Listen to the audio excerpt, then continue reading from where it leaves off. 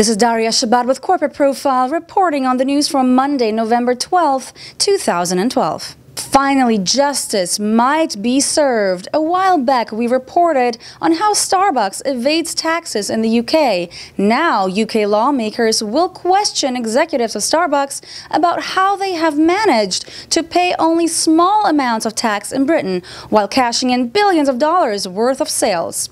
Looks like Starbucks is not the only wrongdoer, though. Google and Amazon seem to be guilty of the same offense and will also be questioned. The Public Accounts Committee, which is overseeing government financial affairs, has invited the companies to give evidence as growing public and political concern demands an explanation regarding tax avoidance, not to say evasion, by big international companies. And just as a recap, to remind you how bad it really is, Starbucks has not paid corporation or income tax in the UK in the past 3 years. The world's biggest coffee chain paid only £8.6 million, that's $13.74 million in total UK tax over 13 years, during which it recorded sales of £3.1 billion, which is almost $5 billion.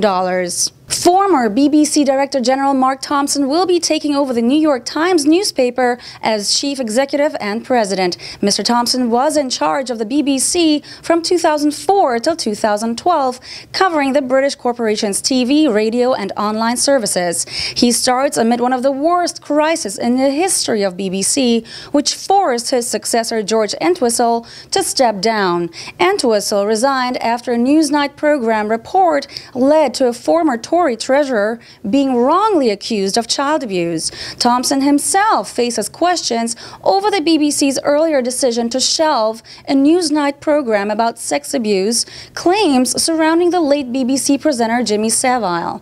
The New York Times has been without a chief executive since Janet Robinson stepped down in December 2011. Let's see if Thomson will be the right choice.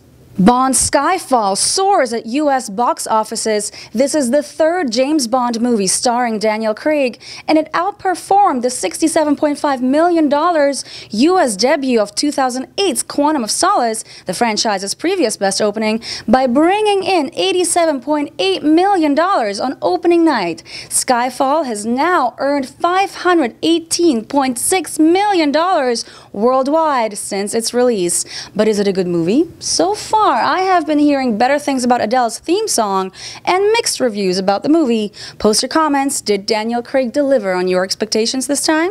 Have a great week, everyone. I'm Daria Shabbat with Corporate Profile. Make sure to visit our website at corporateprofile.com for more top headlines from around the world, as well as interesting business profiles.